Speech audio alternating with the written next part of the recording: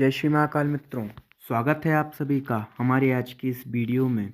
माता अन्नपूर्णा को प्रणाम करते हुए और गणेश जी को मनाते हुए हम आज की ये कथा प्रारंभ करते हैं।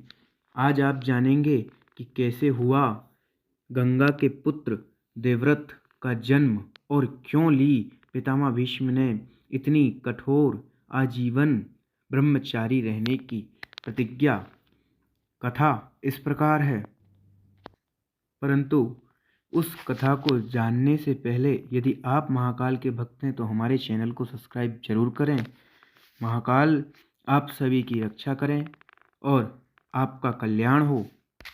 कथा आती है, महाभारत के अनुसार राजा शांतनु और नदी देवी गंगा के घर जन्मे उनका एकमात्र पुत्र देवव्रत था। उन्हें सिंहासन का उत्तराधिकारी नियुक्त किया गया था।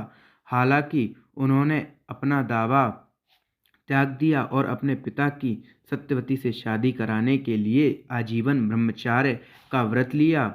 इस अद्वितीय बलिदान ने उन्हें भीष्म की उपाधि दिलाई, जिसका अर्थ है कठोर व्रत लेने वाला, और उन्हें इच्छा मृत्यु का वरदान मिला, अपनी मृत्यु का समय चुनने का वरदान।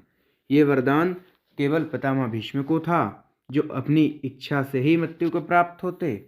अपनी प्रतिज्ञा के बाद भीष्म का जीवन कुरुवंश की प्रति अटूट निष्ठा से चिन्हित था। उन्होंने हस्तिनापुर के क्रमिक शासकों, मुख्य सलाहकार और संरक्षक के रूप में कार्य किया, जिसमें उनके सौतेले भाई चित्रांगद और विचित्रवीर्य, साथ ही उनके उत्तराधिकारी पांडु और धृतराष्ट्र शामिल थे।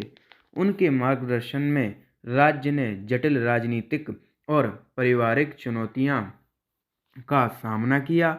उन्होंने पांडवों और धृतराष्ट्र के विवाह की व्यवस्था करने के साथ साथ उनके बच्चों पांडवों और कौरवों के पालन पोषण में महत्वपूर्ण भूमिका निभाई। भीष्म ने शाही परिवार के भीतर कई संघर्षों में मध्यस्थता भी की।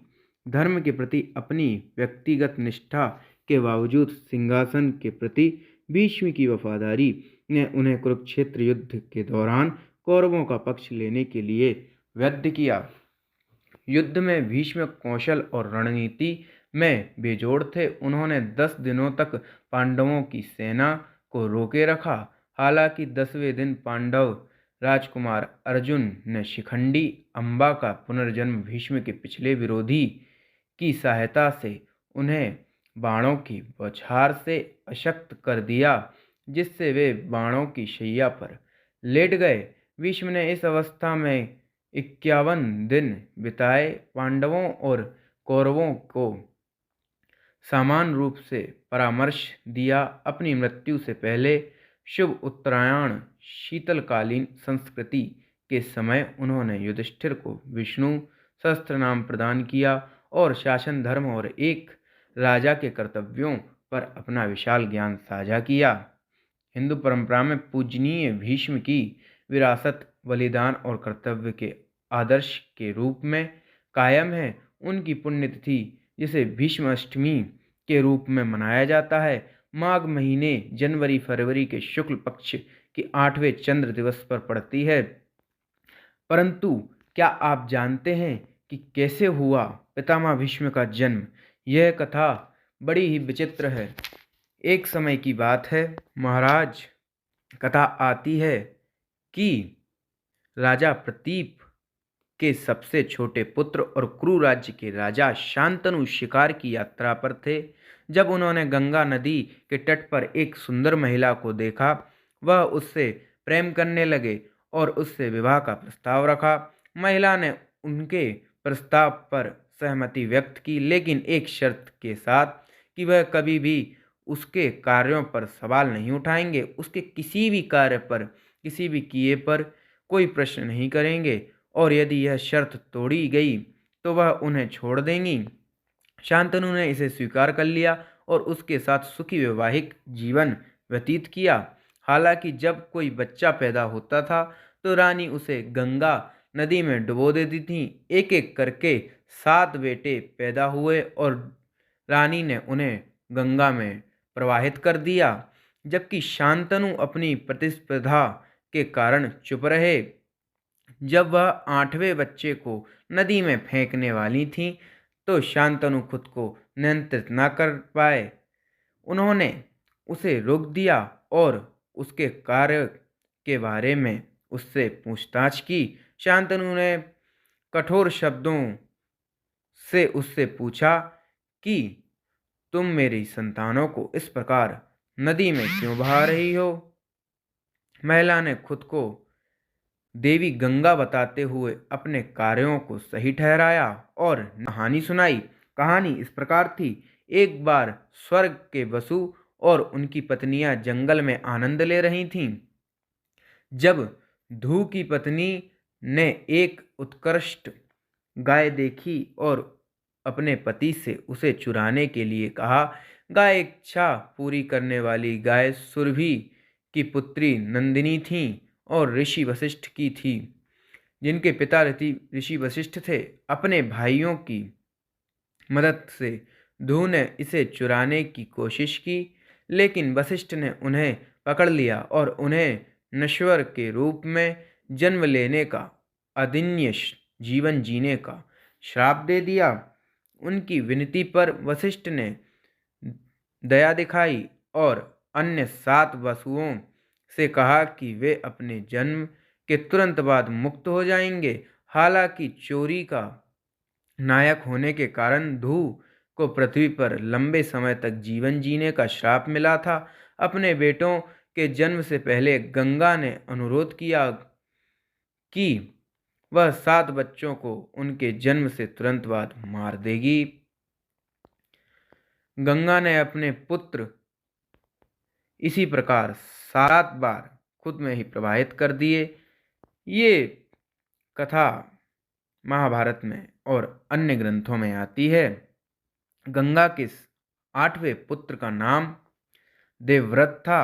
गंगा ने अपने पुत्र का नाम देवव्रत रखा और उसे भिन्न लोकों में ले गई, जहां उसका पालन पोषण हुआ और कई प्रतिष्ठित ऋषियों ने उसे प्रशिक्षित किया।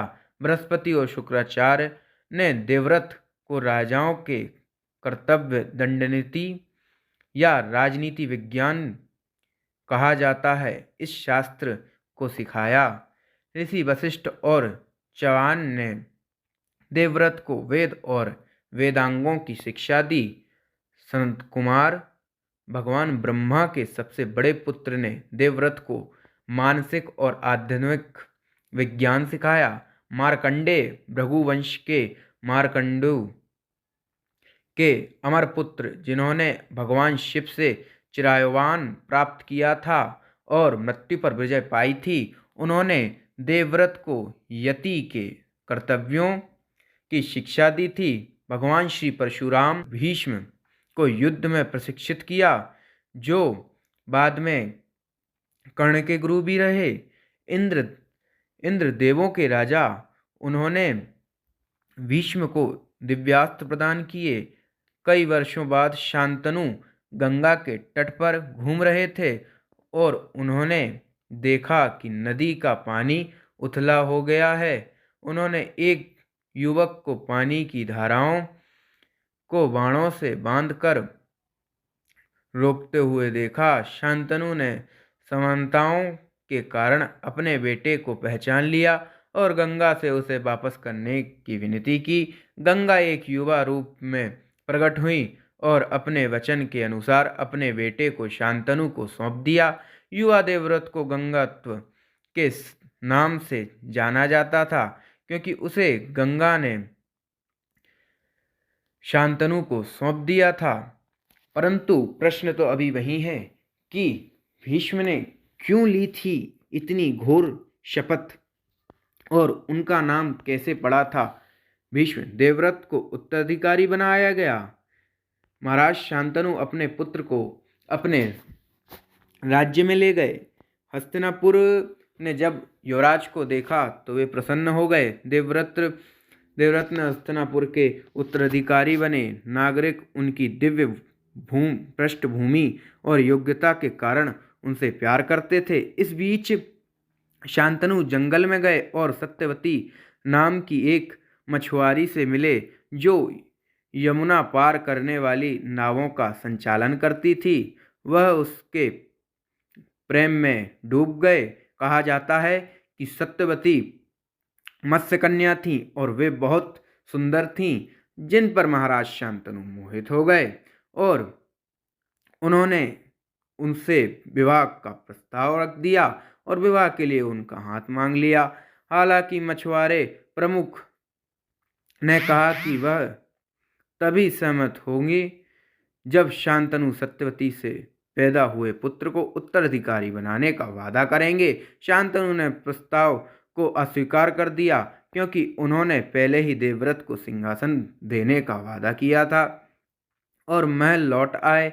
उन्होंने किसी भी कंपनी से बचना शुरू कर दिया और अपना समय दुख और एकांत में बिस्तर पर बिताने लगे। देवव्रत ने अपने पिता के दुख को देखा और एक मंत्री से इसके पीछे का कारण जाना। कारण यह था कि सत्यवती ने उनके विवाह के प्रस्ताव को अस्वीकार कर दिया था और वे सत्यवती की शर्त को नहीं मान सकते थे।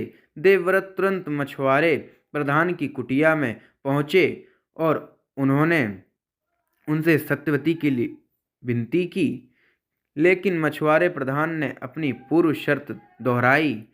अपने पिता की खुशी और प्रसन्नता के लिए देवव्रत ने सिंहासन पर अपना अधिकार छोड़ दिया और सत्यवती के बेटे राज्य के सिंहासन पर बिठाने का वादा कर दिया। सत्यवती के पिता आश्वस्त नहीं थे क्योंकि उन्होंने दावा किया कि सिंहासन के अधिकारों को लेकर सत्यवती के बेटे और देवव्रत के बच्चों के बीच विवाद होने की संभावना है। उन्हें संतुष्ट करने के लिए देवव्रत ने आजीवन ब्रह्मचार्य का व्रत लिया। इस प्रकार खुद को वैवाहिक जीवन से दूर रखा, खुद को वैवाहिक जीवन के सुखों से वंचित कर दिया। स्वर्ग से देवताओं ने पुष्प वर्षा की और उन्हें भीष्म के नाम से जाना जाने लगा क्योंकि उन्होंने एक भयंकर प्रतिज्ञा ली थी। मछुआरे की सहमति से भीष्म सत्यवती को रथ पर अपने पिता के पास ले गए और उन्हें अपनी प्रतिज्ञाओं के बारे में बताया। एक प्यारे पिता शांतनु ने उन्हें इच्छा मृत्यु का वरदान दिया जो उनकी मृत्यु के समय नियंत्रण था। शांतनु और सत्यवती ने जल्द ही विवाह कर लिया और 2 बच्चे चित्रांगद और विचित्रवीर्य पैदा हुए। महाराज, ऐसा पुत्र ना तो इतिहास में पैदा हुआ था और ना ही होगा जिसने अपने पिता के लिए आजीवन ब्रह्मचार्य धारण कर लिया। पितामह भीष्म की इसी महानता और त्याग्यता के कारण उन्हें जगत में एक कुशल योद्धा और एक धर्मशील मनुष्य के रूप में जाना गया, जिन्होंने अपनी प्रतिज्ञा के लिए अपने प्राण त्याग दिए। इच्छा मृत्यु का वरदान होने के बावजूद भी वे ना जाने कितने दिनों तक वाणशैया पर अपने पिता के वचन की पूर्ति के लिए हस्तिनापुर को सुरक्षित देखने के लिए वहीं रणभूमि में कुरुक्षेत्र में बैठे रहे, लेटे रहे। महाराज, ऐसा योद्धा, ऐसा पुत्र ना इतिहास को कभी मिला था और ना ही मिलेगा। तो ये थी गंगा पुत्र भीष्म देवव्रत की कथा। आपको कैसी लगी ये कथा? यदि आपको ये कथा अच्छी लगी है और आप ऐसी ही कथा जानना और सुनना चाहते हैं तो महाराज हमारे चैनल को सब्सक्राइब अवश्य करें और आगे वीडियो देखने के लिए आप हमारे चैनल पर निरंतर बने रहें। हम आपको ऐसी ही कथाएं सुनाते रहेंगे। यदि आप जानना चाहते हैं कि किस प्रकार हुआ था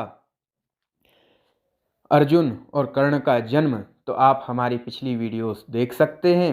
आप हमारे चैनल पर जाकर कर्ण के जन्म की कथा और पूर्व जन्म में कौन थे कर्ण, अर्जुन और भगवान श्री कृष्ण, यह भी जान सकते हैं। धन्यवाद। हम मिलते हैं अगली कथा में। जय Shri Mahakal. Mata Annapurna production presents and Shiv Bhakt presents. जय श्री महाकाल।